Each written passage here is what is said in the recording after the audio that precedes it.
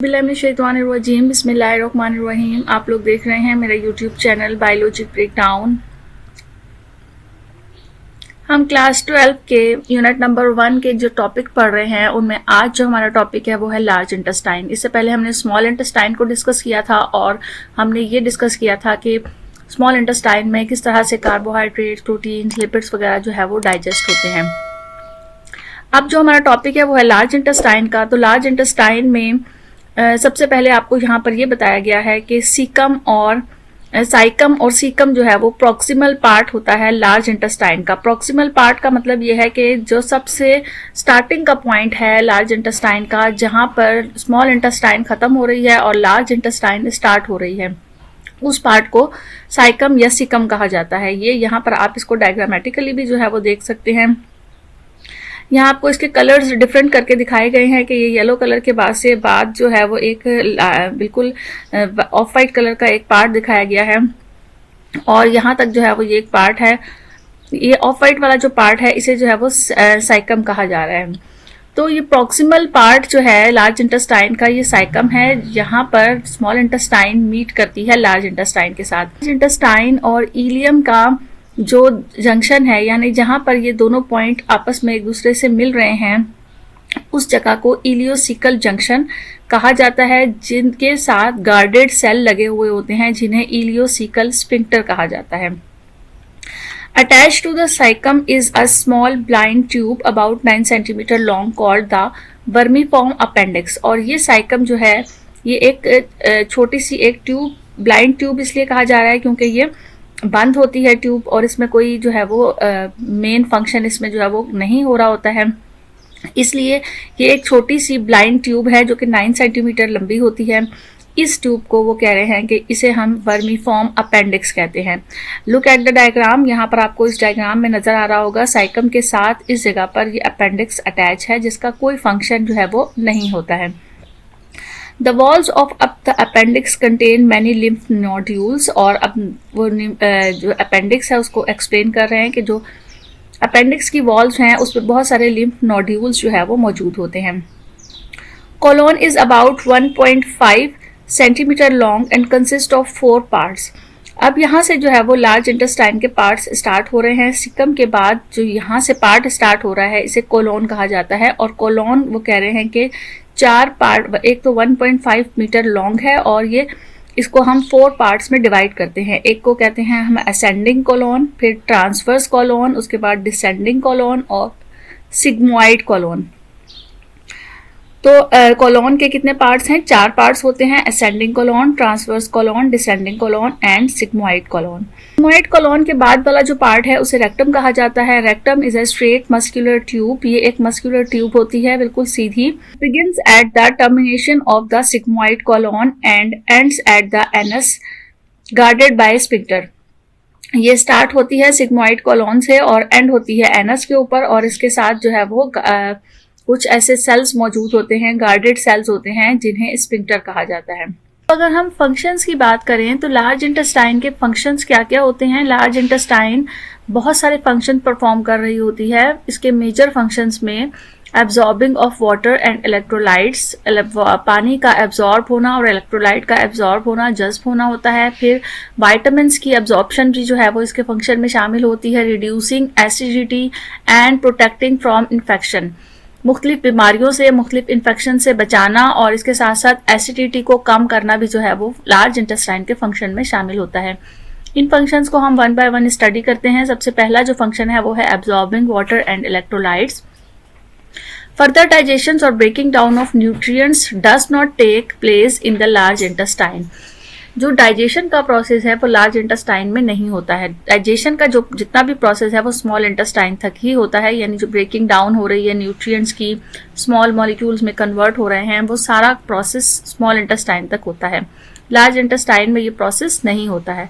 Proximal half of the large intestine function to reabsorb some of the water and electrolytes, making the stool solid। ज्यादातर जो large intestine का function है वो ये है कि जो एक्स्ट्रा वाटर है जो कि लार्ज इंटेस्टाइन में आ गया है उसको दोबारा से रीअब्सॉर्ब करना और जो एक्स्ट्रा इलेक्ट्रोलाइट्स हैं जिनकी अभी हमारी बॉडी को ज़रूरत थी उन्हें दोबारा से रीअब्सॉर्ब करने का काम लार्ज इंटेस्टाइन का होता है, और इसके साथ साथ स्टूल की जो मेकिंग है, सॉलिड स्टूल की मेकिंग है, वो भी लार्ज इंटेस्टाइन का काम होता है।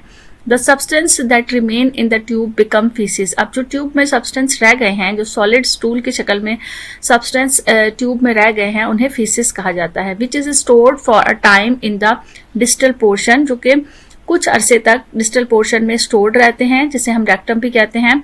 लार्ज इंटेस्टाइन का ये जो रेक्टम का पार्ट है, यहाँ पर कुछ अरसे तक ये जो सॉलिड स्टूल है ये स्टोर रहता है।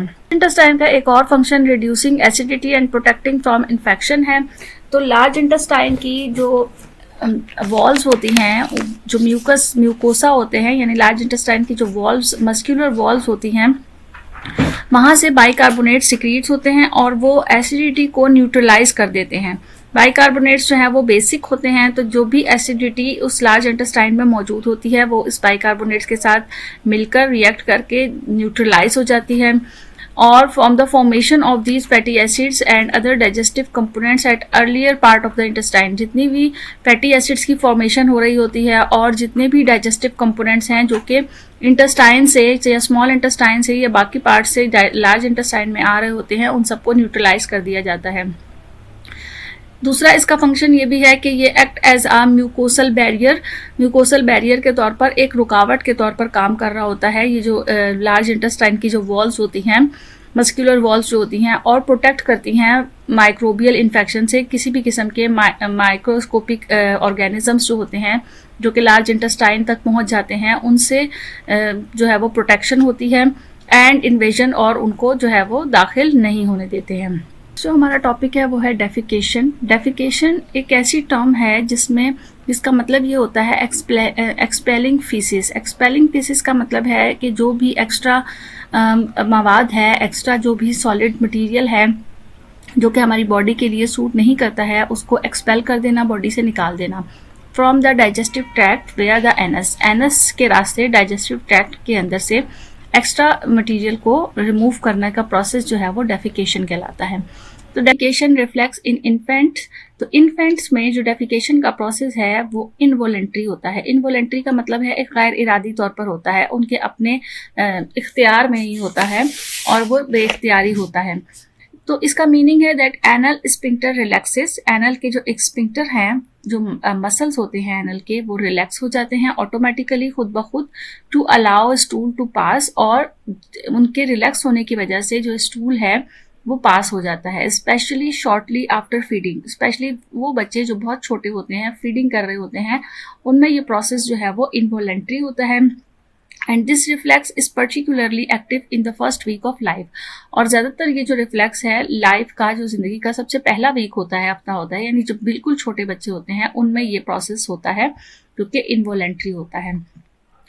Defecation reflex in adults. अगर हम एडल्ट्स में इसकी बात देखें तो व्हेन इट इज़ एप्रोप्रिएट, जब भी जो है वो किसी एडल्ट को ज़रूरत महसूस हो या कोई एडल्ट खुद से जो है वो इस प्रोसेस को करना चाहे, तो a person usually can initiate the defecation reflex. Person जो है वो खुद से स्टार्ट कर सकता है, इनिशिएट कर सकता है डिफिकेशन रिफ्लेक्स को by holding a deep breath. और वो कैसे कर सकता है? अपनी सांस को रोककर, and contracting the abdominal muscles, और एब्डोमिनल मसल्स को अंदर की तरफ खींचकर, कॉन्ट्रैक्ट करके। The action increase the internal pressure and forces the faeces of force faeces into the rectum. इस प्रोसेस की वजह से, डीप ब्रीथ करने की वजह से और एब्डोमिनल मसल्स को कॉन्ट्रैक्ट करने की वजह से क्या होता है, बेसिकली जो इंटरनल प्रेशर है और फोर्स जो है वो बन जाती है फीसिस के ऊपर, और वो फीसिस जो है जो कि स्मॉल इंटेस्टाइन या लार्ज इंटेस्टाइन में मौजूद होता है, वहां से वो रेक्टम में आ जाता है।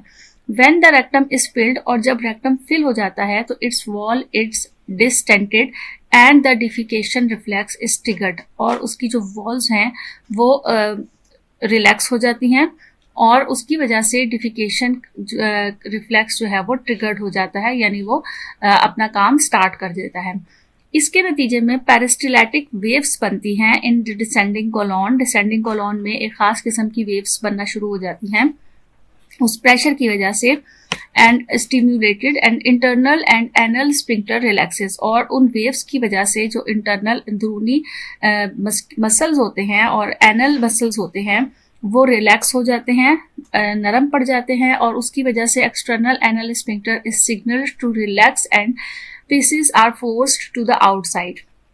जो एनल के स्फिंक्टर होते हैं वो ये सिग्नल करते हैं कि अब रिलैक्स होना है, और फिसिस ने जो है वो फोर्स करता है आउटसाइड, और आउटसाइड जो है वो चला जाता है।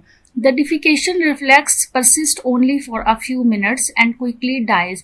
ये जो डिफिकेशन रिफ्लेक्स का प्रोसेस है ये सिर्फ कुछ मिनट्स के लिए ही जो है वो रहता है, और उसके बाद खुद ब खुद ख़त्म हो जाता है। A person usually can inhibit defecation voluntarily by keeping the external sphincter contracted। और पर्सन जो है वो खुद इस डिफिकेशन के प्रोसेस को वॉलेंट्रीली अपने जो उसके इख्तियार में होता है कि वो उसको जो है वो एक्सटर्नल स्फिंक्टर को कॉन्ट्रैक्ट करके उसे रोक भी सकता है। तो ये हमारे टॉपिक्स थे जिसमें हमने लार्ज इंटेस्टाइन और डिफिकेशन के मुतालिक पढ़ा। नेक्स्ट जो हमारा टॉपिक होगा उसमें हम मेटाबॉलिक रोल ऑफ लिवर को पढ़ेंगे। साथ रहिएगा इस यूट्यूब चैनल बायोलॉजिक ब्रेकडाउन पर। अपना ख्याल रखिएगा। Thank you so much. अल्लाह हाफिज़।